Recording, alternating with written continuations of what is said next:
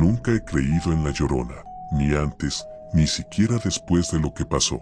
Crecí en un pueblo pequeño, de esos que no aparecen en los mapas turísticos y que apenas figuran en los censos. Un hogar rodeado de cañaverales, con un río estrecho que lo cruza por el costado sur y que, durante décadas, fue la razón por la que la gente se quedó ahí. El agua nunca fue abundante, pero era constante, y donde hay agua, hay historias. Desde niño escuché el mismo cuento: no salgas de noche, porque se oye llorar. Si la escuchas cerca, está lejos. Si la oyes lejos, ya la tienes encima.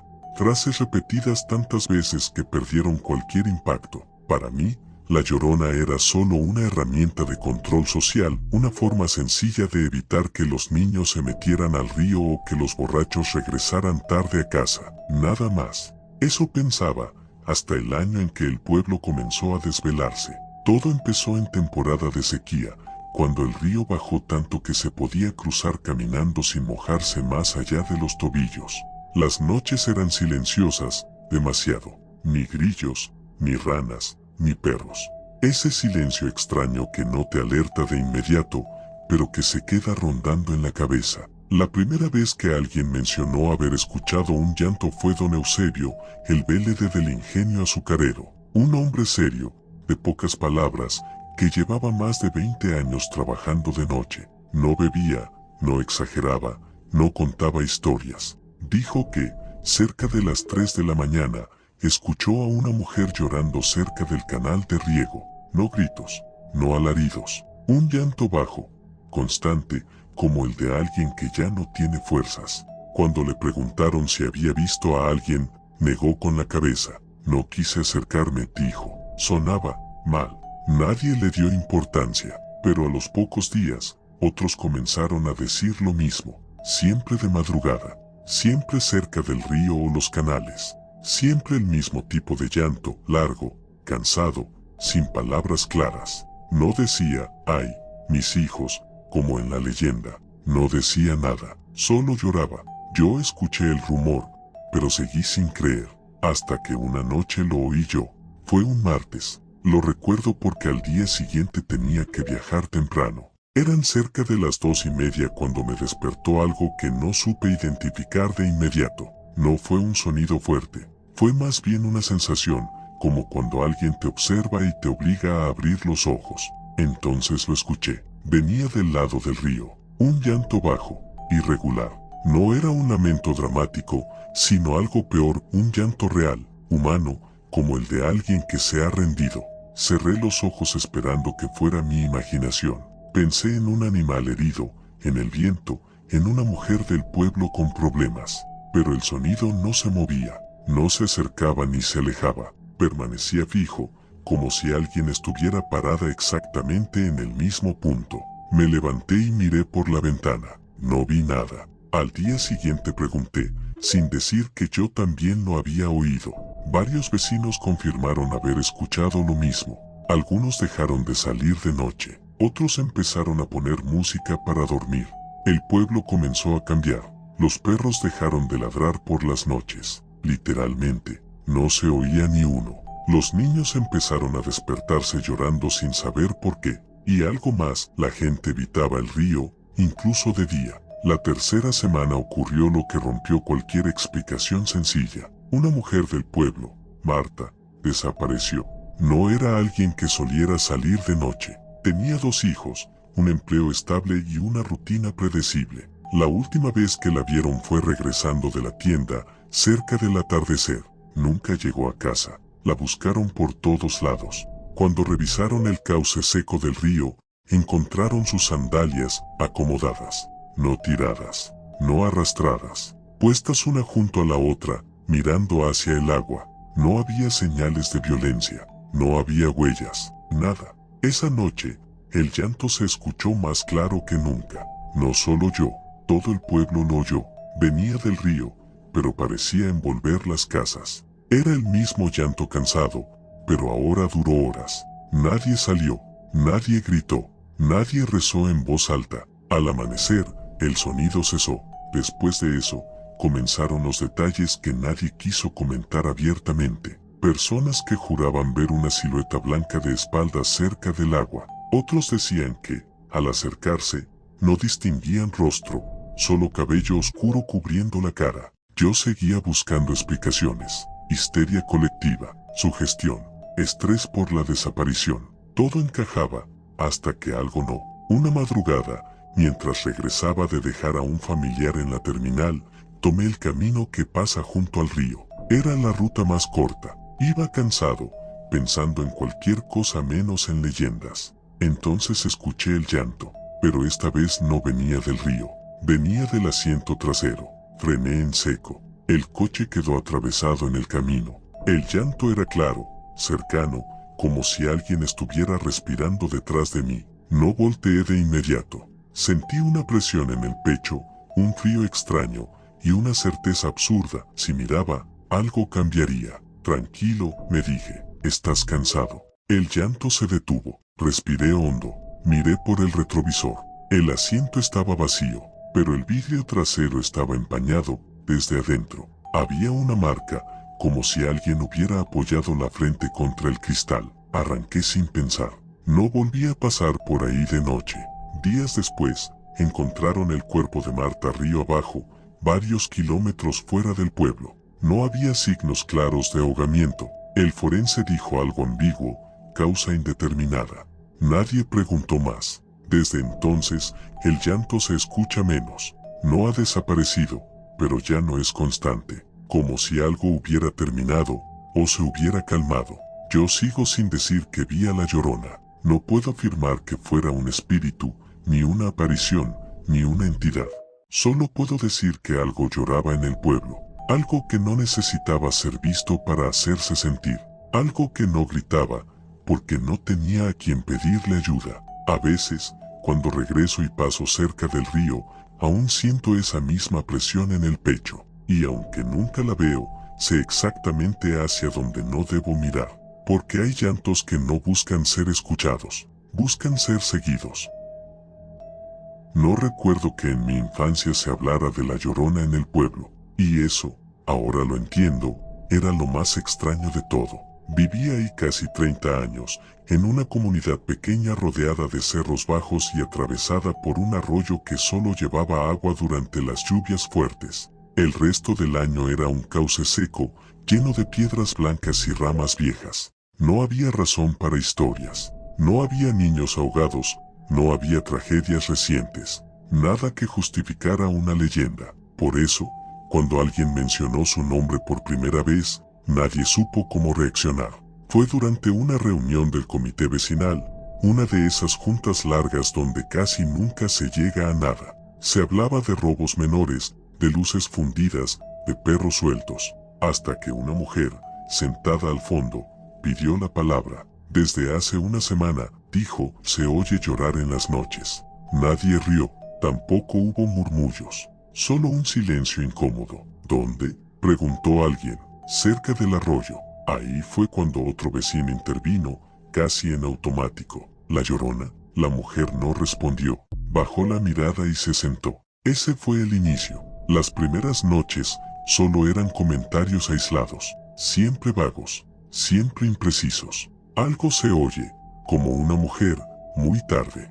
Nadie decía haberla visto. Nadie aseguraba nada. Y eso mantenía todo dentro de lo racional. Yo tampoco creía. Soy de los que necesitan pruebas, patrones, datos. Pensé que se trataba de algún animal, de personas pasando por el arroyo, de eco. Nada fuera de lo normal, hasta que empecé a notar el horario. Siempre entre las 2:40 y las 3:10 de la madrugada. No antes, no después. Y el sonido nunca se movía. No se acercaba ni se alejaba. No cambiaba de intensidad. Era un llanto contenido, profundo, como el de alguien que se esfuerza por no ser escuchado, pero falla. Una madrugada decidí grabarlo, no por valentía, por fastidio. Quería una explicación. Me senté en el patio con el teléfono listo. El silencio era total. Ni viento, ni insectos, ni perros. A las 2:47, el llanto comenzó. Duró exactamente 7 minutos. Cuando revisé el audio, no había nada, absolutamente nada. Pensé que el teléfono había fallado. hasta que lo intenté de nuevo, 2 noches después. El resultado fue el mismo. El sonido estaba ahí, claro como el agua, mientras lo escuchaba en vivo, pero desaparecía en la grabación. Eso fue lo que me inquietó, no el llanto, el hecho de que no dejara rastro. Con el paso de los días, la gente dejó de mencionarlo en público, no porque ya no ocurriera, sino porque hablarlo parecía empeorarlo. Algunos vecinos aseguraban que, después de comentarlo, el llanto se escuchaba más cerca de sus casas. Otros comenzaron a soñar con agua, no pesadillas. Sueños extraños, silenciosos, caminando por el arroyo seco, escuchando pasos detrás, sintiendo que alguien los seguía sin alcanzarlos. Un anciano del pueblo, don Julián, fue el primero en decir algo distinto. No está llorando, dijo una tarde, está esperando. Nadie le preguntó qué quería decir. Una noche decidí acercarme al arroyo, no por curiosidad morbosa. Quería comprobar algo simple, si el sonido venía de ahí o si solo lo asociábamos al lugar por tradición.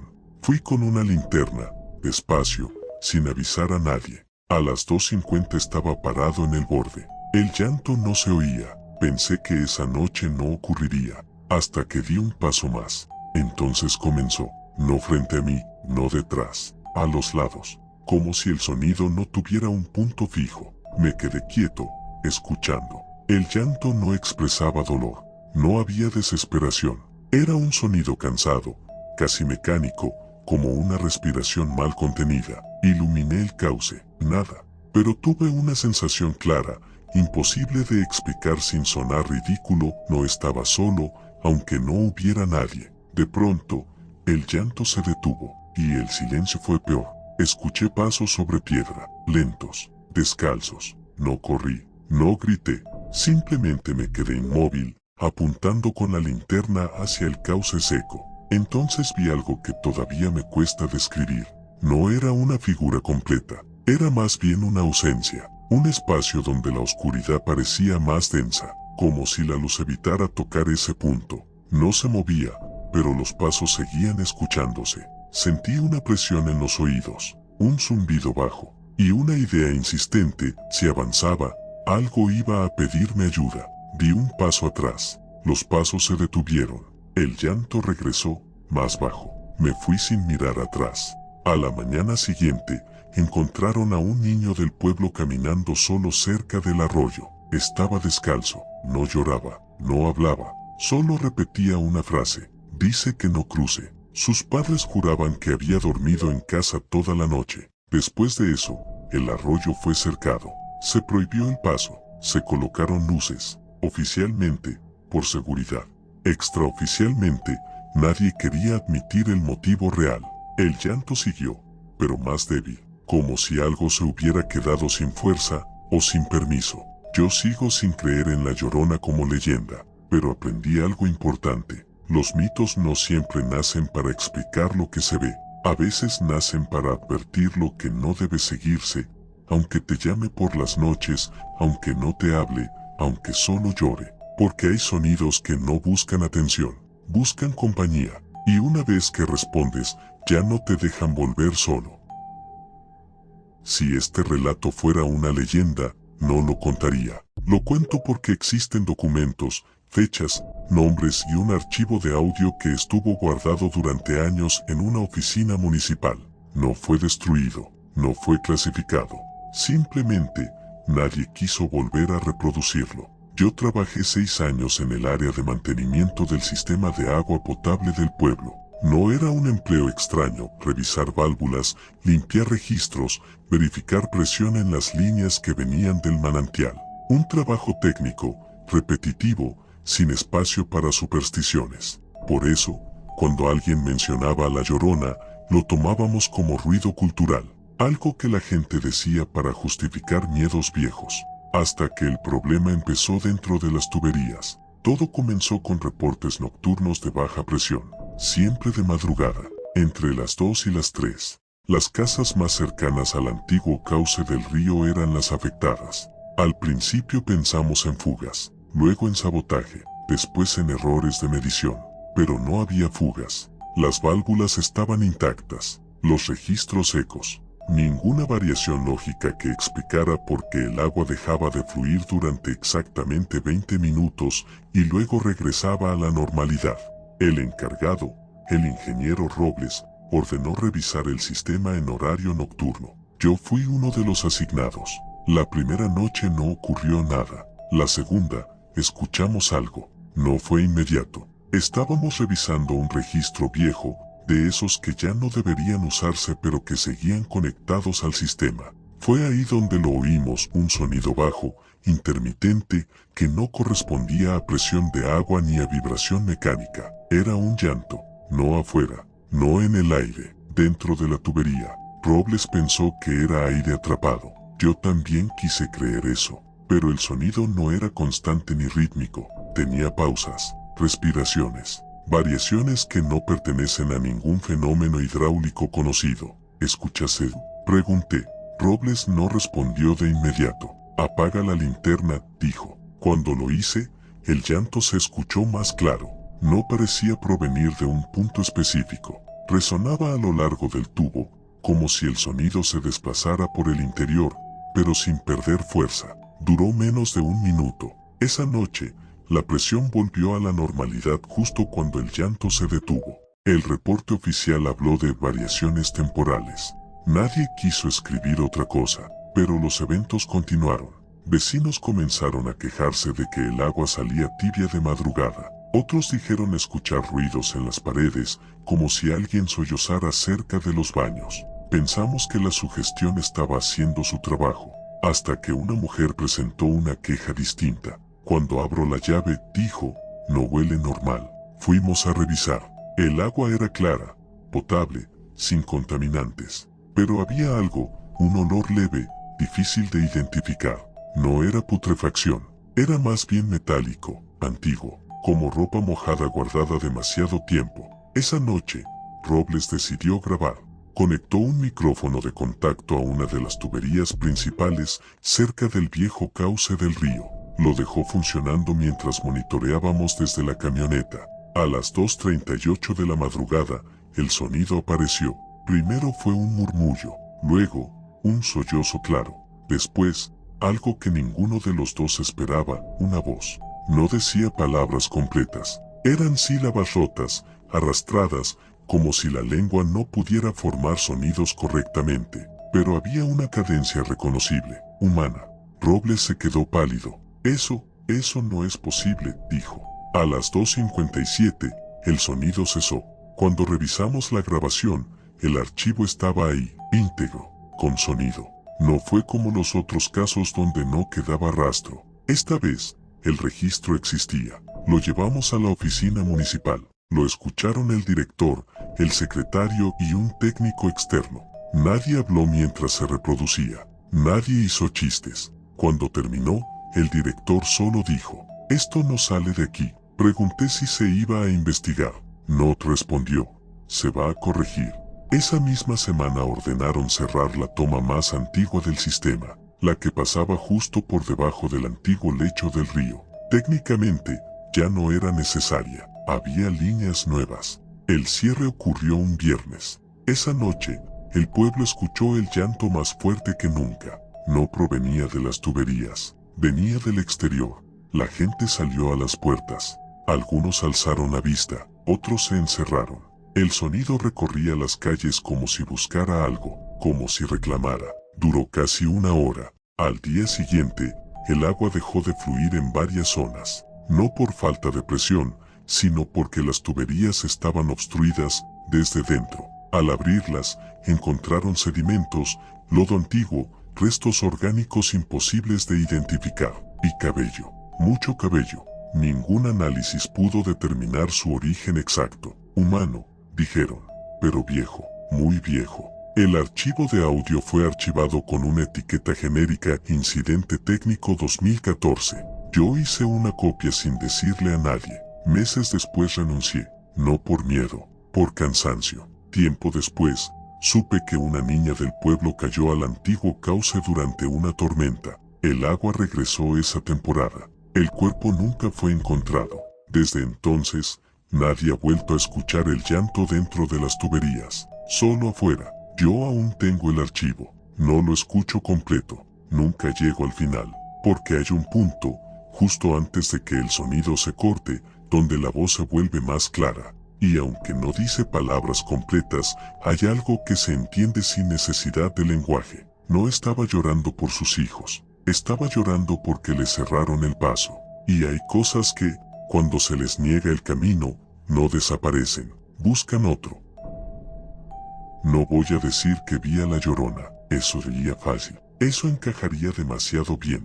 Lo que voy a contar es peor, porque no tiene forma clara, no tiene explicación limpia y no se parece a ninguna historia que yo conociera antes. Y porque, desde entonces, cada vez que escucho a una mujer llorar, aunque sea en la televisión, siento la necesidad absurda de contar cabezas, de asegurarme de que nadie falte. Todo ocurrió en un pueblo al que llegué por trabajo. No era mi lugar de origen, no tenía recuerdos ahí ni historias heredadas. Era un sitio pequeño, con calles angostas, pocas luces y una acequia vieja que atravesaba la parte baja del pueblo. Ya no llevaba agua la mayor parte del año, pero nadie se atrevía a taparla. Decían que siempre había estado ahí. La casa que me rentaron quedaba a 2 cuadras de la acequia. La primera noche dormí mal, pero no por miedo. Era un lugar silencioso en exceso. No había ruido de tránsito, ni música, ni voces. Solo ese silencio rural que, lejos de relajarte, te mantiene alerta. Fue cerca de las 3 de la madrugada cuando escuché algo que me despertó del todo. Un sollozo, no un grito, no un lamento largo, un sollozo corto, irregular, como el de alguien que intenta contener el llanto y no puede. Venía de afuera, pero no lograba ubicar de dónde exactamente. Me quedé quieto, escuchando. Duró poco, tal vez un minuto. Pensé que era alguien pasando por la calle, una mujer borracha, una discusión, algo normal. Me volví a dormir. El problema fue que se repitió, no todas las noches, no siempre a la misma hora, pero siempre después de las 2 de la madrugada. Siempre el mismo tipo de llanto, contenido, bajo, cansado. Nunca escuché palabras. A la semana pregunté a la dueña de la casa si alguien más había comentado algo. Ella me miró unos segundos de más antes de responder. Ya la escuchó. No dijo eso. No dijo algo. Dijo la. No insistí. Fingí desinterés. Pero esa noche dejé la ventana entreabierta. El llanto volvió.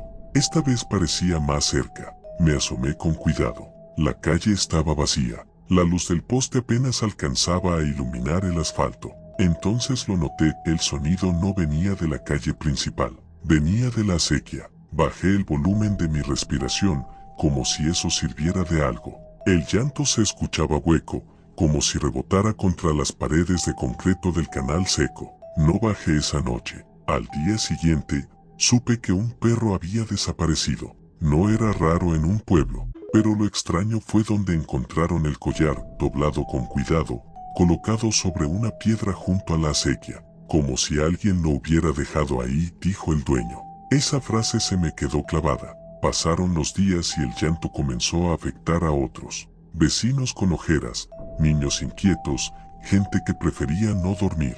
Nadie hablaba de ello directamente, solo se entendía en las miradas. Una madrugada, el llanto se escuchó diferente, no más fuerte, más claro. No venía del fondo de la acequia, venía del punto exacto donde el canal pasaba bajo un puente pequeño, casi olvidado. Decidí bajar, no por valentía, por hartazgo. Llevé una linterna. Al asomarme, el llanto se detuvo. Eso fue lo primero que me erizó la piel, parecía reaccionar a mi presencia. Iluminé el interior del canal. No vi a nadie, pero el aire estaba frío, mucho más que afuera. Olía a humedad antigua, a agua estancada que ya no estaba ahí. Entonces escuché algo peor que el llanto. Un paso, descalzo, lento. No corrí, no porque fuera valiente, sino porque mis piernas no respondieron. El paso volvió a escucharse, arrastrado, torpe, como si a quien caminaba le costara sostener su propio peso. ¿Hay alguien ahí?, pregunté, odiándome por hacerlo. El llanto regresó, justo detrás del sonido del paso. Apunté la linterna hacia el fondo del canal, y ahí estaba, no de frente, nunca de frente. Era una silueta de mujer, sentada, con la espalda encorvada. El cabello largo le cubría completamente la cabeza y el rostro. No se movía, pero el llanto venía de ella. No hacía ruido al respirar, solo lloraba. No vi sangre, no vi heridas, no vi nada sobrenatural. Eso fue lo más aterrador. Parecía normal. Señora, dije, ¿está bien? El llanto se detuvo. Muy despacio, la figura inclinó la cabeza, como si escuchara algo a lo lejos. Luego hizo algo que todavía me cuesta procesar. Levantó el brazo y señaló hacia el fondo del canal.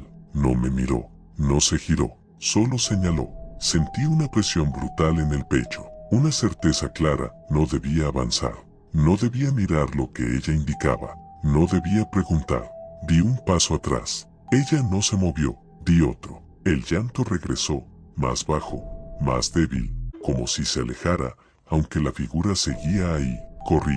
Al día siguiente, supe que una mujer del pueblo había perdido a su hija años atrás, justo en esa acequia, cuando todavía llevaba agua. Nadie encontró el cuerpo, nadie volvió a hablar del tema. Esa noche, el llanto volvió, pero no en la acequia. Lo escuché dentro de la casa. Venía del baño. Me quedé en la cama, paralizado, escuchando como alguien sollozaba del otro lado de la puerta. No había pasos, no había sombra bajo la rendille, solo el sonido.